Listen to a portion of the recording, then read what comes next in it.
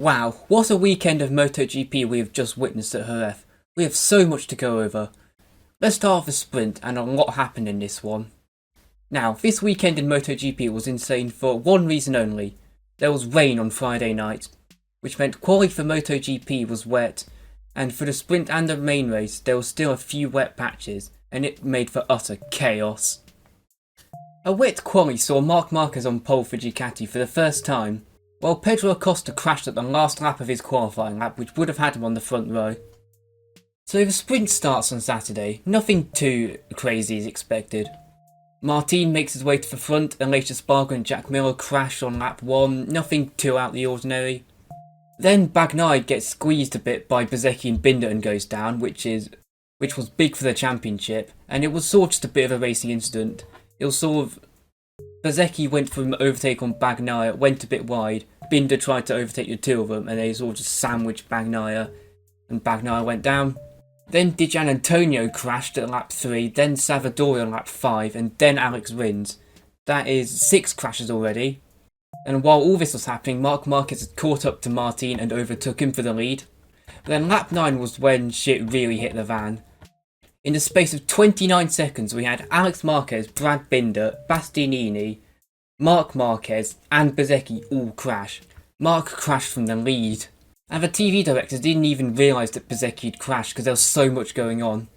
It was absolute madness. This left Pedro Acosta in second and Maverick Vinales in third, until about 30 seconds later when Maverick Vinales crashed out of third, meaning that Fabio Quartararo was then on the podium.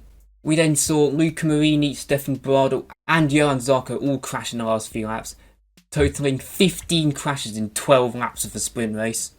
And it finished Martin first, Acosta second, Quartararo third, Pedrosa fourth, and Morbidelli in fifth. And with 15 crashes, you'd think that that's where the drama stops, but you'd be wrong. After the race, 5 riders got time penalties for tyre pressure infringements, including Quartararo, which means that Dani Pedrosa, the wildcard rider for KTM, managed to get a sprint podium, which was just so random to see.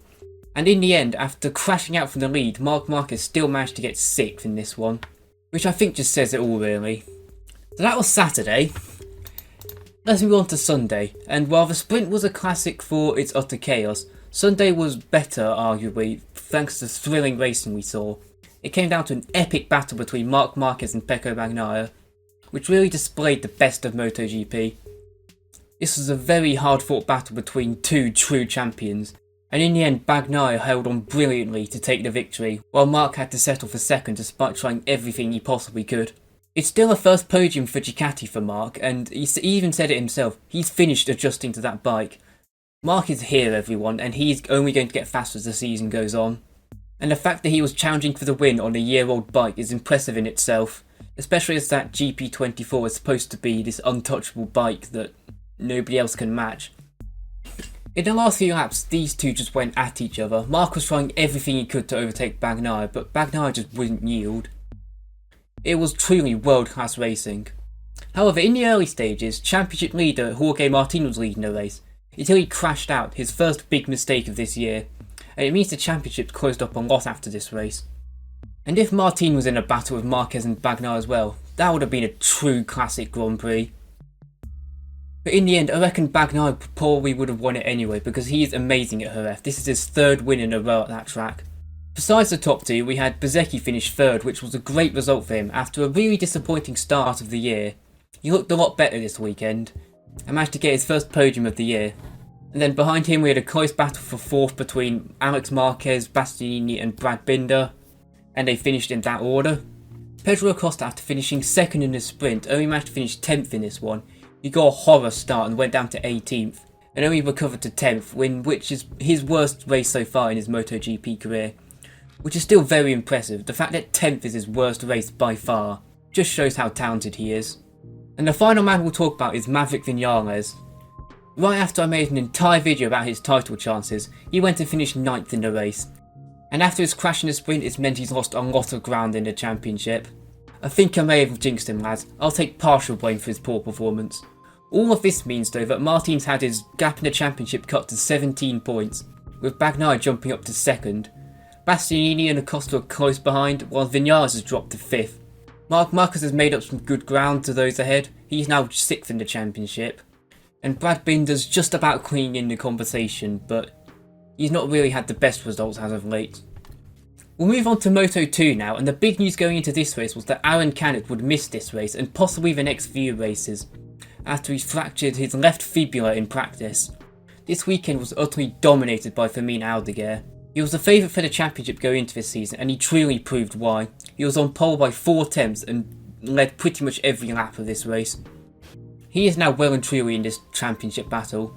But the main focus of this race was Joe Roberts, who managed to carve his way from 11th on the grid to finish 2nd. And he claimed his 3rd podium of the year, which is very impressive. The America Racing team have made some big improvements this year. They seem to have really mastered the new Pirelli tyres, and Joe Roberts has delivered some excellent performances so far. He's actually now leading the championship, which I definitely did not expect going into this season. He beat Manu Gonzalez for 2nd, who finished 3rd, which is another solid result for him. He's become a very consistent rider this year, and I think it's only a matter of time before his first win comes soon. Sergio Garcia was leading the championship going into this race, but he just didn't quite have the pace to be right at the very top, but he still claimed 4th place, which means he's now got top 6 in all of the first 4 races. Remarkable consistency from him, and if he keeps this up, he'll be within a shout for the championship, and you could make the argument that he should maybe get a MotoGP seat if he keeps up this good form. He's been very impressive, especially considering this is only his 2nd year in the class. There were 2 other real significant moments in this race. Jake Dixon crashed out of 6th, and Alonso Lopez also crashed out of 6th a few laps later. Alonso Lopez, after winning in Qatar, he sort of had a bit of a disaster in the last 3 races, and this crash is another result that's really damaging for his title hopes. While Dixon just can't get going this season, he still sits on 0 points, and after missing the first 2 races, you have to say his title hopes are well and truly gone. After this weekend, Joe Roberts leads the championship on 69 points, Garcia is just behind him on 63, Aldeguer's a further 9 points behind, with Gonzalez, Ogura, Canet and Lopez a bit further behind. So far it's looking like it's going to be a 3-horse battle between Roberts, Garcia and Aldeguer at the moment. Those 3 have been by far the most consistent in Moto2. And finally, we'll touch on Moto3. David Alonso was the complete and utter favourite going into this race. He had a 2nd on the whole grid on Friday and Saturday, and he utterly dominated qualifying. And on the race, we all sort of just expected him just to piss off into the distance and win by 10 seconds. I don't like he would do that until the last corner on lap 1 when he crashed, and what would have been his certain win for him was thrown away in the 2nd. He managed to hop back on the bike and recover to 11th, but still it could have been so much more for him. This left Colin Vire in the lead of the race, and he was leading a group of 6 at the front, but then this group slowly just fell away as they were just a bit too slow to keep up with the likes of Vire, and by the last lap it was only Colin Vire, David Munoz and Ivan Ortola fighting at the front. For once, David Munoz wasn't going absolutely mental and putting all sorts of mental overtakes. He was just keeping calm, staying in 2nd, until the last lap when he tried to make some overtakes, but he just couldn't outbrake Vire, meaning Colin Vire managed to claim his 2nd Moto3 victory, and he's put himself in the championship conversation now. David Munoz got 2nd, which matches his best result in the class. That first win is still eluding him, and Ortola managed to claim 3rd, a decent result after his crash in USA. But you may be thinking, what happened to championship leader Daniel Holgado? Well, he had a horrible crash in qualifying, high siding out of turn 5, meaning he qualified 18th. He ended up finishing 7th, which is sort of damage limitation from him, but then with Alonso finishing 11th, he's actually extended his championship lead by 4 points, which he would have definitely taken after Saturday. In Moto3, the championship currently sits with Holgado on 74 points, David Alonso is now 6 points behind, and that win for Vire has put him into the conversation. He's now on 46 points, with Ivan Ortola and Joel Kelso on 39 points. It is still currently looking like it's going to be a 2-horse battle between Holgado and Alonso, but if Vire gets a few more wins, he could be up there come the end of the season.